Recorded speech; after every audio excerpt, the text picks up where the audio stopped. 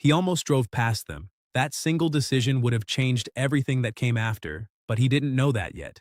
Marcus Reyes was 31 years old, and most nights he smelled like motor oil no matter how long he showered. He lived in a one-bedroom apartment above a laundromat on the east side of Albuquerque, drove a Ford pickup with a cracked windshield he kept meaning to fix, and owned a small repair shop called Reyes Diesel and Auto that he had built from nothing starting at 19. He never finished community college. He didn't need to. He could hear a failing transmission from across a parking lot, and he could read a customer's face well enough to know when they were about to cry over a repair bill they couldn't afford. 3 months earlier, a real estate company called Sunridge Capital had purchased the strip of land his shop sat on, planning to flatten the block for a boutique hotel and a row of trendy restaurants. Marcus was the only holdout. His lease had 2 years left on it, and Sunridge wanted him gone before the demolition crews arrived. When he refused to break the lease voluntarily, their lawyers got creative. They claimed his shop violated zoning ordinances on hazardous waste disposal. They claimed neighbors had complained about noise at all hours. None of it was true, but truth had never been the point. Pressure was. The hearing was scheduled for Monday morning at the 2nd Judicial District Court. Marcus had a lawyer named Renata Cruz, an old classmate working the case for almost nothing, and a folder of receipts that he hoped would be enough. This was Friday night, and the rain had been falling since dusk, the kind of New Mexico downpour that turns dry arroyos into rivers within an hour. Marcus had worked a double, the shop until 6, then 4 hours stocking shelves at a hardware store to cover what Renata couldn't. He was driving home on Route 14 with the wipers losing the fight against the water when he saw the hazard lights blinking weakly through the dark. A silver Audi pulled crooked onto the shoulder, 2 figures standing beside it in the downpour. He told himself someone else would stop. He told himself he had nothing left to give anyone tonight. Then he pulled over anyway. The 2 girls were soaked through, maybe 20 years old, twins by the look of them, one gripping a dead phone like it might still ring if she held it tight enough. "It just stopped," the taller one said, her voice cracking from cold more than fear. "We've called for help 3 times. Nobody's coming." Marcus popped the hood without asking and found the problem in under a minute. A corroded battery connection, made worse by the rain pooling where it shouldn't. Nothing fatal, but nothing fixable roadside in a storm with no tools. He offered them a ride to the motel 2 miles down. They hesitated only a second before climbing into his truck, which still had a toolbox rattling in the bed and the smell of diesel clinging to the seats. The one in front introduced herself as Taya. Her sister, in the back, was Claire. Somewhere in the 15-minute drive, between questions about why his hands were stained black at the knuckles and why he was still working at 10 on a Friday, Marcus told them more than he meant to, about the lawsuit, about Monday, about a company trying to legally erase something he'd spent 12 years building. He wasn't asking for sympathy, he simply didn't have the energy left to perform being fine. "That's not fair," Claire said quietly from the back seat. "Fair's expensive," Marcus answered. "People like me usually can't buy enough of it." Taya went still for a moment, then said almost to herself, "Our dad's a judge." Marcus didn't think much of it. New Mexico had plenty of judges. He dropped them at the motel, gave Claire a bent business card from his wallet, and told her to call when the rain let up. Then he drove home, peeled off his soaked shirt, and tried to sleep 4 hours before the case files needed him again. Monday arrived with the particular cruelty of deadlines that don't care how tired you are. Marcus sat at the defense table, in a shirt that still smelled faintly of fabric softener from being borrowed, hands folded to hide the shaking. Across the aisle, Sunridge's lead counsel, a sharp-suited man named Hollis, didn't look at him once. Marcus was a line item, not a person. Then the bailiff called the court to order, and the door behind the bench opened. Judge Arthur Voss walked in, tall, silver-haired, reading glasses already perched on his nose. He scanned the first page of the file, his eyes stopped on the name. For half a second, something flickered across his face. Recognition, then something heavier, before the professional mask slid back into place. Marcus felt his stomach drop straight through the floor. He knew that face. He had seen its echo on 2 soaked girls beside a dying Audi 3 nights earlier. "Before we begin," Judge Voss said, voice even, "this court will take a 15-minute recess." Hollis half rose in protest. The judge didn't acknowledge him. 10 minutes later, the bailiff summoned Marcus and Renata to chambers. An irregular request that left Hollis sputtering about ex parte contact, quickly overruled since opposing counsel had been invited too, just delayed.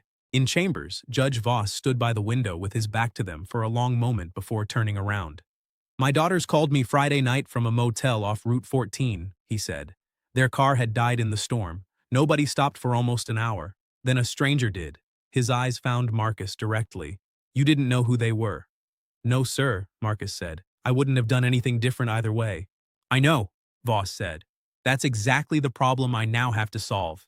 He explained the conflict plainly. Recusal was an option, but before deciding, he'd already pulled the full case file out of habit, the way he always did before a Monday hearing.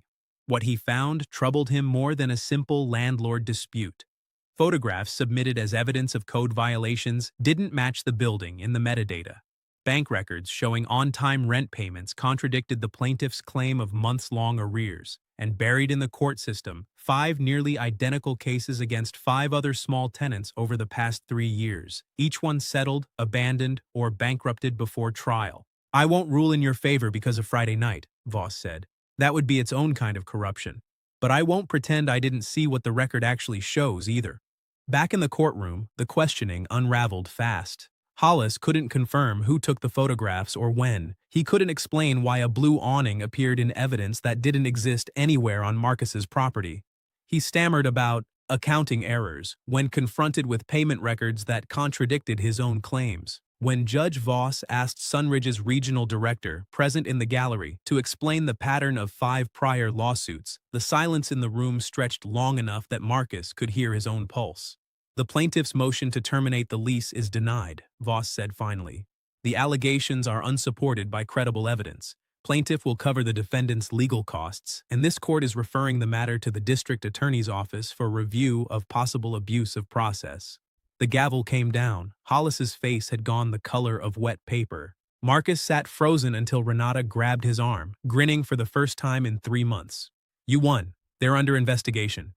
Outside on the courthouse steps, the New Mexico sun felt almost violent after the storm. His phone buzzed, an unknown number. It was Claire. Dad texted us it's over, she said. Are you okay? Marcus laughed, the first real laugh he'd had in what felt like years, and told her he still had the shop.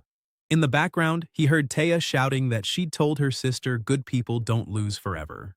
What followed wasn't a single dramatic turn, but a slow accumulation of small ones. An invitation to dinner that weekend, not as a judge's gesture, but, as Taya put it, a father whose daughters owe a stranger for not driving past.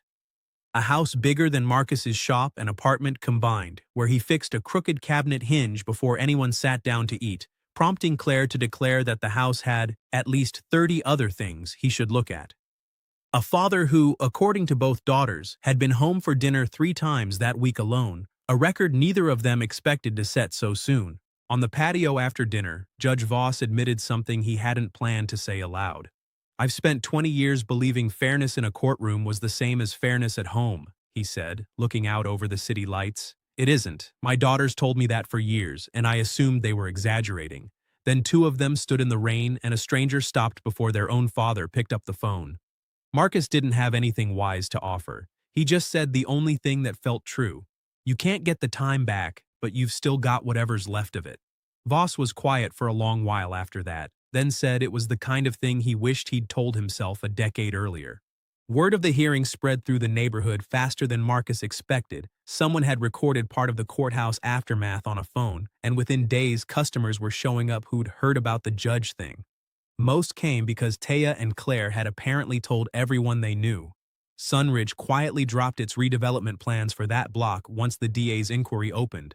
Marcus kept fixing transmissions, kept working the extra shift at the hardware store until the legal fees were paid off, and kept the crooked sign above his shop exactly as it was, because somehow it had started to feel like proof of something rather than something to be ashamed of. Months later, the judge mentioned, almost in passing, while Marcus checked a strange noise under his hood, a small business relief fund the city ran for shops displaced by redevelopment pressure.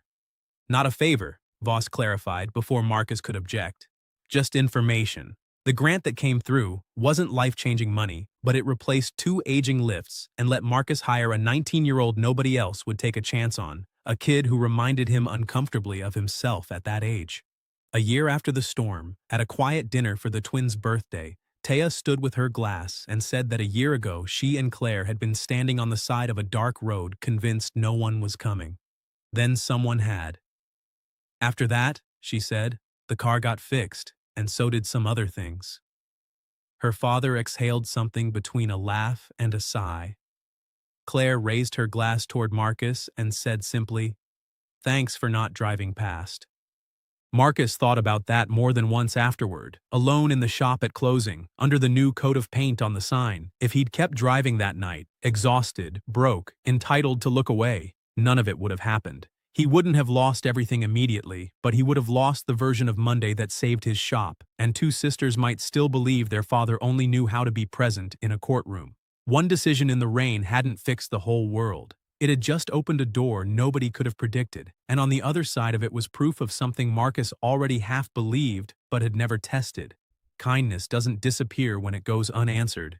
It just waits, quietly, for the moment it can find its way back to you, usually in a shape you never saw coming.